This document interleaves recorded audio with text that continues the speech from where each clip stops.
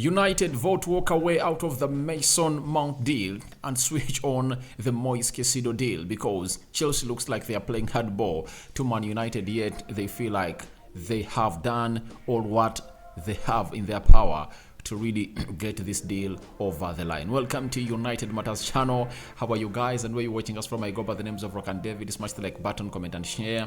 If at all you're watching us for the very first time, endeavor to subscribe to this channel so as not to miss out on stories that we do upload in here on a daily. Rock and David is my name. Smash the like button, comment and share. If at all you're watching us for the very first time, endeavor to subscribe to this channel so as not to miss out on stories that we do upload in here on a daily. Now, this is the third video of the day, and I think most of you are really enjoying the marathon. I think you're really going to enjoy it more and more and more. Now, after Mason Mount, there is a story concerning David De Gea, leaving Man United, and Diogo Costa, one of those. Kolo Muani, one of the targets of Man United, that United are continuing to really monitor the situation of. They are continuing to really monitor the situation of Kolo Muani to see to it that they really sign in the player that fits the profile of Erik ten Hag. Though there is Andre Onana, but they're also still keeping their eyes on Kolo Muani. Now, let's go to Samuel Lucas and what he said this morning about this deal of Mason Mount.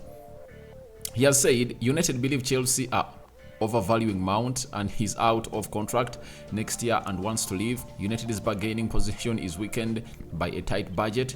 They do not want to compromise amid their intention to sign a striker. Now, we all understand that United really have a constricted budget. That's it. But why should they go in for Mason Mount first, yet Ten Hag wants a striker first? That is a point of contradiction, So they really made it hard for Erik ten Hag because he wanted Orkun Kokchu, and they told him that we are going to get you this man known as Mason Mount. And the person they promised to give him and they approved the deal, they are failing to land the deal, and it's turning out to be expensive. For Orkun Kokchu, £40 million would have been enough to get this deal over the line, and looks like United are really scared and they want to opt out of the deal. Samuel Lucas added and said, if United opt to walk away from Mason Mount, they have at least 4 other midfield targets to turn to. Well-placed sources say any addition would be acceptable, but Mount is manager Erik ten Hag's preferred option.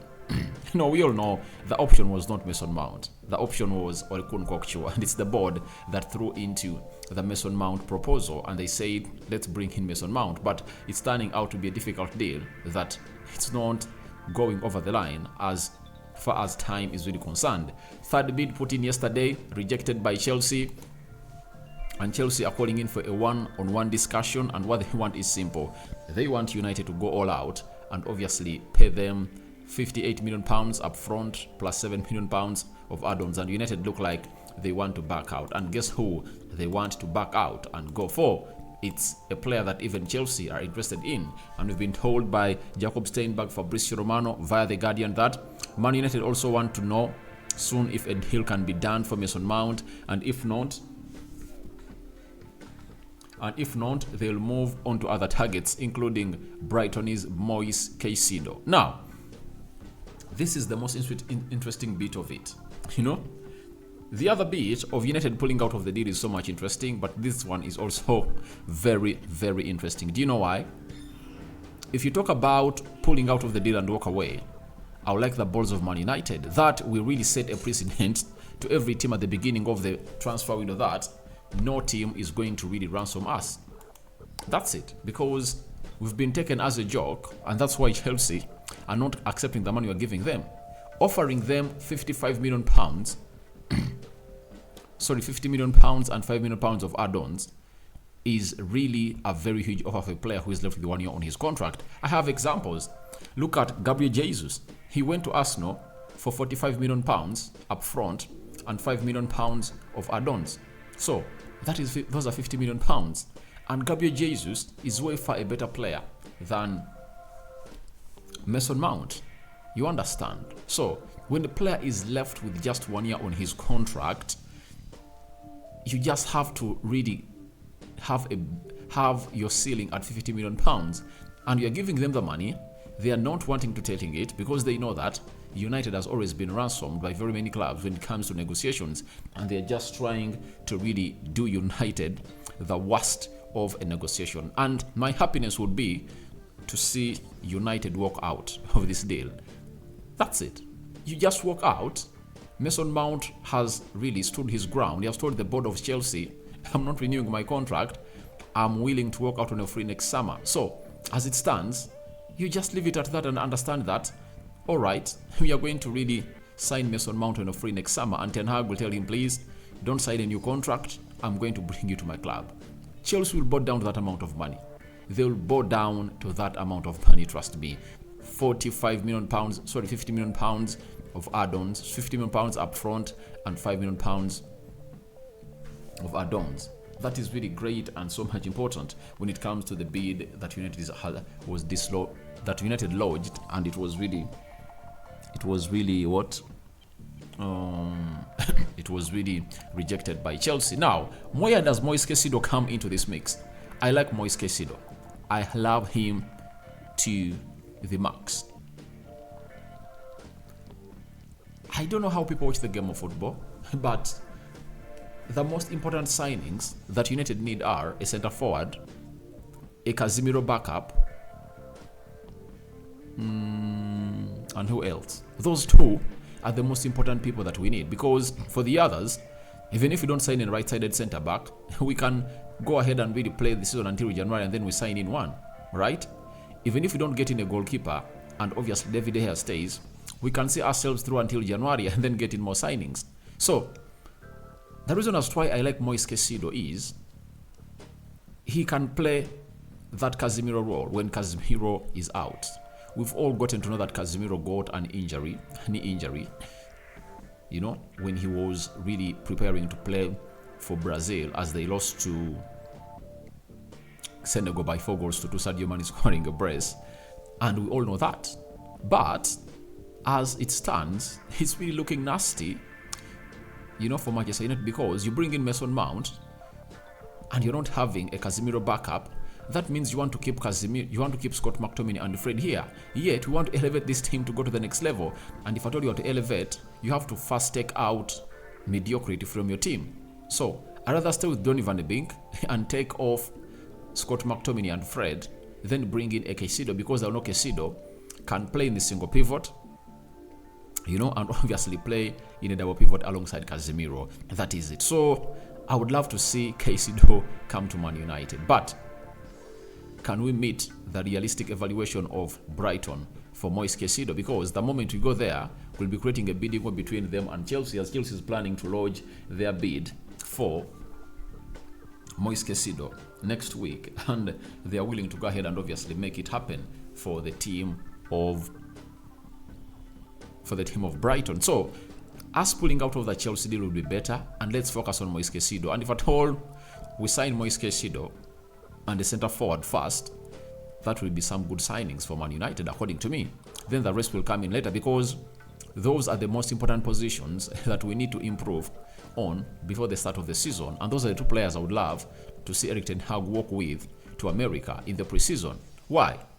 When you look at the season, it's starting off on the 11th of August, and we're going to play August, September, October, November, December. So for the first 5 months, those players can take us through, and we can still be in all competitions, get out of the group stages, be in the top 4, and then in the January transfer window, we anticipate that the takeover will be done.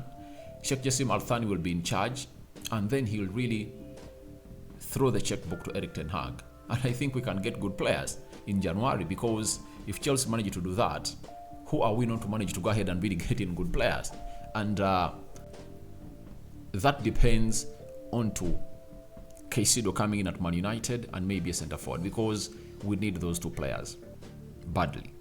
That is it. So as it stands, Mason Mount, United promised to walk away, and they are moving on to Moises Caicedo, and they're talking about three other targets they have, of which I'm green about. I cannot come out and really speculate, but you'll anticipate that they are having backup plans. Because of the European market, at £50 million, you can get a decent central midfielder. You know, I think Nico Barella rejected the side of Newcastle, but if at all we go in for him, Barella will give us green light. That is it. So midfielders like Barella, you know, they can go for like, is it 60 million euros, right? That is 50 million pounds. So the amount of money you want to spend on which guy? On Mason Mount. You can spend it on Nico Barella. That's it.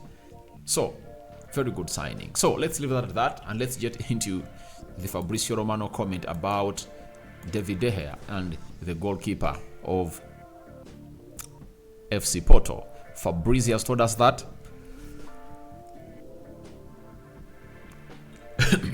Man United also like Diogo Costa from FC Porto, but is also expensive. They are continuing to approach goalkeepers in case David De Gea leaves, but nothing advanced, and David De Gea is still waiting for Man United to tell him their final decision. So Diogo Costa is one of those goalkeepers that Erik ten Hag is looking at, but he's regarded to be expensive because of his 80 million euro buyout clause he has in his contract with FC Porto. But with all respect, in all due respect for the side of FC Porto, you cannot sell a goalkeeper at 80 million euros. I understand Liverpool bought in Alisson at 75, but you cannot sell him at that amount of money, especially if at all you are having financial problems like FC Porto to balance up your books of accounts. And I anticipate that with United going in for Andre Onana, they might be trying to really trick out the side of Ajax and see how far they can extend to really where they deserve to be. And if at all they can extend to the farthest, then they can call in and obviously tell his agent that if they get us that 50 million euros or 60, we get in the player. So let's wait and see how that happens. But it looks like Ten Hag has not yet closed all his eyes on Diogo Costa, the FC Porto goalkeeper. I've seen some fans in the comment section of this channel coming out and retelling me that Diogo Costa is better than Onana. I understand he's better, but sometimes if you're to come in at the club of Man United in this juncture, you need a more better experienced player than Diogo Costa. When you look at Onana, played the Champions League finale, you saw how he was composed, you know, almost reaching halfway the center line with the ball. And you need a player with an experience of that level. And I think if Onana comes in through, he won't struggle a lot, but this guy will struggle. I'm talking about Diogo Costa. He's a very good player, talented, but I see him as a struggling goalkeeper to come in at Man United and fit in because it's really a full-time job to be a goalkeeper of United. You make one mistake, you are criticized. That's the problem of being the first-choice goalkeeper of Man United. Lastly, let's talk about Randall Kolo Muani. Man United are continuing to monitor Eintracht Frankfurt's Randall Kolo Muani. That is Samuel Lucas, United correspondent for the Manchester Evening News. I understand that the striker situation is really so much intense at Man United, and the friction is so much, so the attack is really hard. Rasmus Højlund, Randall Kolo Muani, Harry Kane, and very many others. But it looks like Ten Hag wants two strikers. He would have gone in for Harry Kane and Rasmus Højlund. But Randall Kolo Muani is a very interesting player that I'm going to hate to watch at the French national team, at his club. He's really exciting, 24 years of age, and he's really tailor-made for the Premier League. He also issued a statement out that he would prefer to go ahead and replay for the Premier League other than going to PSG, where PSG is playing in the Farmers League. And monitoring him is great, but let's wait and see whether we can lodge a bid, as even Bayern Munich are closing in onto this player. So guys, your thoughts on United vowing to walk away from the Mason Mount deal, focus on Caicedo, right? And what do you make about Diogo Costa over Onana? Who do you choose? And Randall Kolo Muani, United continuing to monitor him as far as their center forward search is concerned. Rokan David is my name. A sign out for now. See you later, and I cover you all in the precious blood of Jesus Christ. Me out.